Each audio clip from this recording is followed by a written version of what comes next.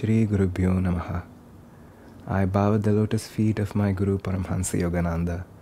I bow to his great lineage of Gurus, Mahavatar Babaji, Lahiri Mahashai, Swami Shri Yukteswar. I bow also to my divine friend Swami Kriyananda. So friends, welcome to the second episode in this series on the Mahabharata. I'm glad to be speaking with all of you. As we discussed in the very first episode, we're talking about the story as an allegory, the symbolism behind the different characters and how the story progresses and how it is relevant for us in our own spiritual lives. And we also looked at Paramhansa Yogananda's teachings on the Mahabharata and the Bhagavad Gita, just an introduction. So in this episode, I'm going to jump right into the story. The story of the Mahabharata as we have it today starts with a retelling of the war and the story leading up to the war by a sage named Sauti, who is speaking to another sage named Shaunaka, and he's recollecting the story as it is told by another sage, Vaishampayana, to a king named Janamejaya, who is the great-grandson of Arjuna. That's how the Mahabharata begins. Now I'm going to skip all of those details and cut to the chase, where the actual retelling by Vyasa starts, where they start quoting Vyasa as telling the story. Vyasa, as we saw in the first episode, is a man of great realization himself, and the entire Mahabharata is being told by him. And he's also one of the characters in the story, so he's relating his experiences and preserving the story and allegory for posterity. So the story, as told by Vyasa, starts with a king named Shantanu. Shantanu is a king of the lunar dynasty. He is ruling the kingdom of Hastinapura in northern India. And Shantanu represents spirit beyond creation. That's the symbolism that Yogananda explained. He represents that pure cosmic stillness before there is any vibration, that pure form of God that is completely outside of vibratory creation. Just to clarify, we are not talking about an individual who has attained a high state of realization or has some attributes, but we are talking about simply the idea of spirit beyond creation being represented by a character in the story, so we can follow that allegory. Now Shantanu is single, and he is ruling his kingdom as an ideal king, a very noble one. And one day as he's walking along the river Ganges, also called Ganga, he sees this lady of celestial beauty. He is immediately captivated. She does not even look like she belongs to these realms. Her beauty is completely out of this world. And he's smitten, and he approaches this lady for her hand in marriage. As it turns out, this lady is none other than the river Ganga herself. It is the personification of that celestial being who has manifested as the river Ganga, and she has descended from the heavens onto this earthly plane, and she is in fact not of this earth. She does agree to marry him, but under one condition, a very unusual one. She says she will marry Shantanu, but only if he promises that he would never question anything she does. Now that's a pretty heavy condition, but as somebody completely smitten by her beauty, Shantanu says yes, and they do end up marrying. And they have a child through the marriage. Interestingly, Ganga, as soon as the child is born, she takes the baby, newborn baby, she walks up to the river, and she drowns and kills the baby in the water. Shantanu cannot bear to see this. He cannot imagine that his wife would take his newborn son and drown the baby in the river. However, he also knows he cannot ask Ganga why she's doing what she's doing, so it's a very tricky position for him. So he just silently watches, hoping that something else would come out of this. But the same episode keeps repeating with the second child, third child, and it goes on, and Ganga has drowned 7 of Shantanu's children in the river. Now this is incredibly hard for Shantanu to watch. Obviously, for anybody it would be. However, in his case, he is not only just a man who's watching his son die, but also he's a king who needs a heir for his throne after he passes away. So he needs a son who can inherit the kingdom from him. So he cannot bear to see Ganga drowning every one of his sons. So when the 8th son is born, and as Ganga takes the baby to the river, he cannot take this anymore. He stops her, he holds She holds back from drowning the child, and he does not want her to kill that child. And Ganga is not reactive. She's fine with what he's doing, and she understands what's happening here. So she tells him, "You understand the repercussions of what you're doing. Now that you've questioned my actions, I can no longer be with you. I have to go back to my celestial realms. But your son is saved. You can have him. He will not be killed." And then she goes on to explain the story of why she killed the first 7 sons. She says, these 7 children were actually reincarnated souls that are actually celestial beings called the 8 Vasus. And they were cursed to be born on this earthly plane. And as part of that deal, she agreed to come onto this plane and give them birth through her body, and then she would immediately relieve them of this human incarnation by killing them so that they can return back to their heavenly realms. I'm not going to go much deeper into that story. It's not important. We will discuss the symbolism behind all of this just in a bit. But the 8th child, she says, part of his curse is different from the rest of them. He is destined to live a full life on this earth. Not just a full life, but most likely a fairly difficult one. But he is a very, very noble being. He is of the celestial realms, and he has great caliber and noble qualities that will make him a wonderful king. So she tells Shantanu, "I do have to leave you because it's part of our deal." But she says, "I will take the son with me. I will take him to the heavenly realms. I will help him train with the highest of beings and return him back to you when he's ready to inherit the kingdom from you." And Shantanu agrees. Now he understands what happened and the reason behind the reason behind the way things unfolded in their marriage. So Ganga leaves Shantanu, but along with their son. This son is named Devavrata. Later on in the story, he becomes Bhishma. So for right now, I'm going to refer to him as Devavrata. But just so you don't get confused, Bhishma is the same person. He does something which leads him to be called Bhishma. We will talk about that later. So she goes to the heavenly realms, and Devavrata trains under the best of the best in all kinds of things, in higher learning, in spiritual wisdom, in archery, warfare, arts. He's trained to be the best ruler that mankind has seen. And when he is a young man who has been trained in all these different skills, Ganga brings him back. And one day again, as Shantanu is walking along the river, he sees this magnetic young man, and he's wondering who this is.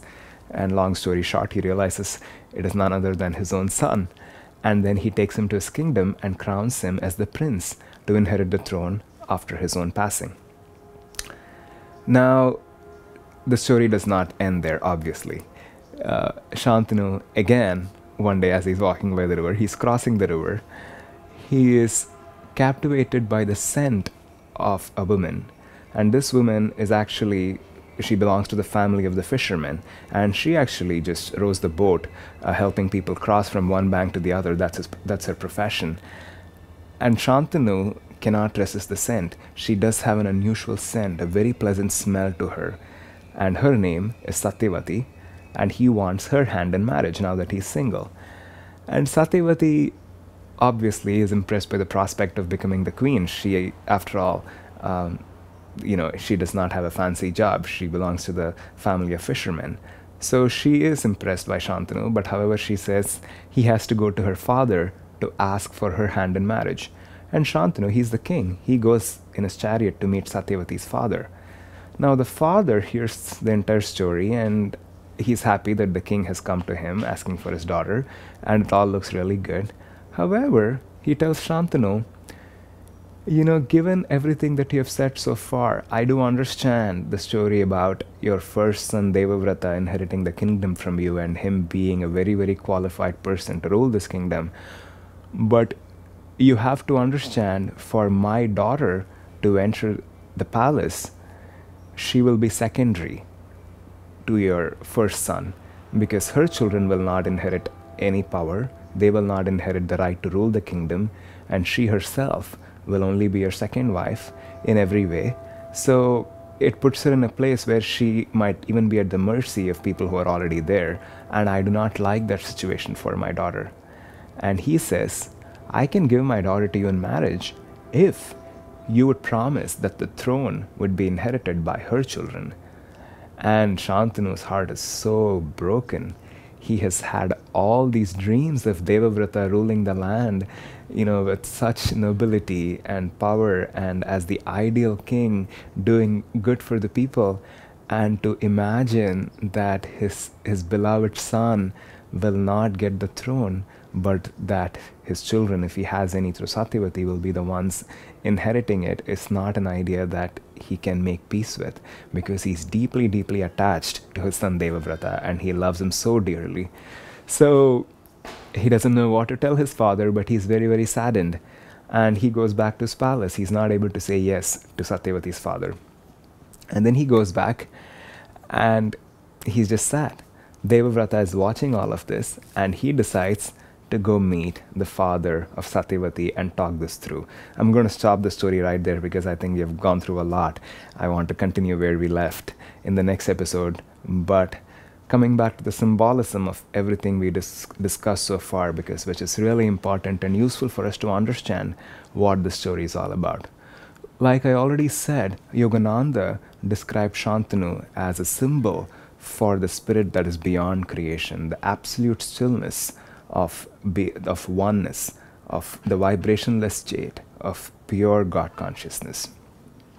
Now, however, that stillness, that complete spirit that is outside of creation, expresses through creation. Why? It's a question that is beyond the scope of this video. Let's just say divine Leela or divine play. But that is the reason why Shantanu is attracted. And what Ganga represents is that very first vibration of cosmic consciousness.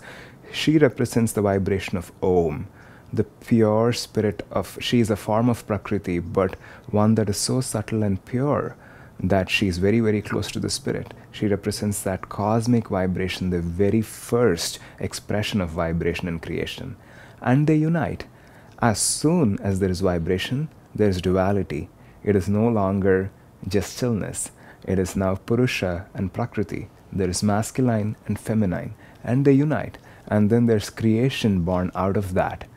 And the first 7 children that are born out of that marriage, they represent subtle psychological aspects. They represent aspects of creation that do not actually express. I'm not going to go very deep into this because it is metaphysics, and I'm not speaking from my own experience. And the point of these videos is to discuss practical spirituality, which we will come to from the next episode on. But essentially what those 7 children represent, as Yogananda described, are the governing intelligence of the physical, astral, and the causal plane, both at the individual level and the collective level. So those are the first 6 children, the governing intelligence on the physical plane, astral plane, and the causal plane. One at the collective level and one at the individual level. Don't ask me more on what that means. If you know more, you can leave it in the comments below.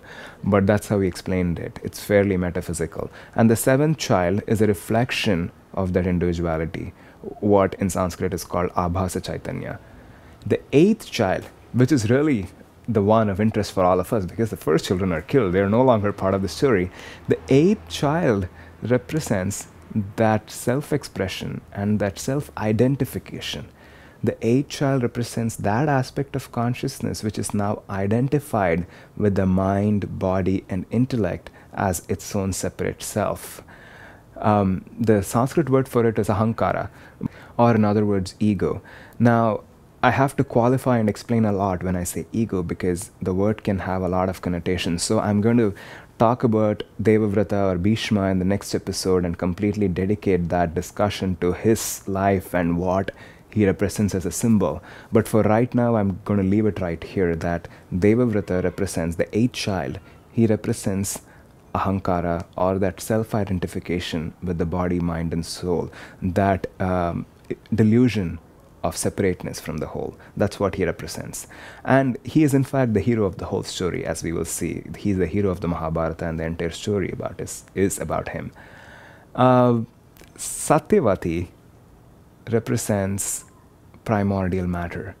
Both Ganga and Satyavati are aspects of Prakriti. If you were to see Shantanu as the Purusha, as the masculine, the absolute spirit, Ganga and Satyavati represent Prakriti, or the feminine, or the nature of creation itself, of vibratory creation. Satyavati, interestingly, has a pleasant smell. That in itself is an interesting fact, because that sense of smell is often associated with the earth.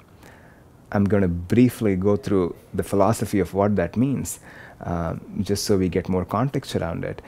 As the spirit descends into the spine, into the human spine, into the individual consciousness, it comes through the different chakras, starting with the medulla, through the 5 other chakras, ending at the coccyx center that is beneath the spine. Now, at each center, the spirit hardens by identification with the senses, because it now starts to perceive through the senses, and that becomes its primary guiding force when it individualizes and solidifies into matter. At this point on the throat, it represents the element of ether. So at that point, there is sound, because sound is still something that exists in pure space, and that is the first sense. The second sense that the spirit gains when it enters the heart center is the sense of touch, because it represents wind. Wind not only has sound, but you can also feel it on your hands. The third center, the navel center, is where the sense of sight is added. Fire is the element that is represented in the third center. So fire can be heard, can be felt with the skin, but it can also be seen because there is light. Now the fourth sense that is added at the sacral center is the sense of taste, because the element is water. Water can be heard, it can be seen, it can be touched, but if you were to put it on your tongue, you also taste water. So there are 4 senses that are added. Now at the last center, the Muladhara at the bottom of the spine, is where there is the sense of smell. Because once things have solidified into physical matter, now all 5 senses have been added. Because physical earth, as we all know, has smell, it has scent. Satyavati herself, in the earlier part of life, she's called Matsyagandha, or one with the unpleasant smell. And there are stories around that. Maybe I'll visit it in a future episode. She gives birth to Vyasa, I didn't talk about that, but Satyavati is also the mother of Vyasa, who's telling the story of the Mahabharata. So, but at that point, her scent shifts. She becomes Yojanagandha. She becomes one of very pleasant smell. And association of Satyavati with that scent in itself is an indication of her nature as primordial matter, of that physical matter that is tied with the 5 senses of physical earth, of pure physicality. So that's what Satyavati represents. So she also unites with spirit to produce offsprings. And who those offsprings are and what they do, we will be seeing in a future episode. But since I mentioned Vyasa, maybe I'll briefly tell that story as well. I don't want to keep it to another episode. So before Satyavati met Shantanu, she actually, one day when she is riding her boat on the waters, she meets the sage Parashara. And Parashara finds a cosmic moment for him to have a child who would turn out to be a great sage, and he approaches Satyavati with that intention. I'm not going to go into all the details of the story, but the end of the story, they end up having a child, and that child is Vyasa.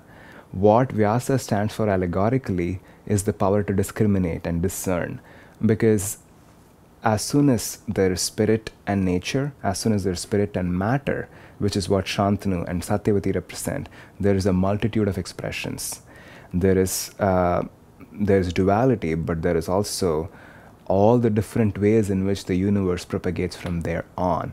And along with it also comes that ability to discern and to discriminate, to be able to perceive that differentiation. And that's what Vyasa represents. Okay, I will go into more detail into all that perhaps in a future episode as well. So with that, I'll end this episode. The next one will be a very interesting one, because we are going to talk about Bhishma, how Devavrata became Bhishma, and we will get to discuss more on the concept of Ahankara itself, what that ego means, and why he is in fact the hero of Mahabharata. So until then, namaste.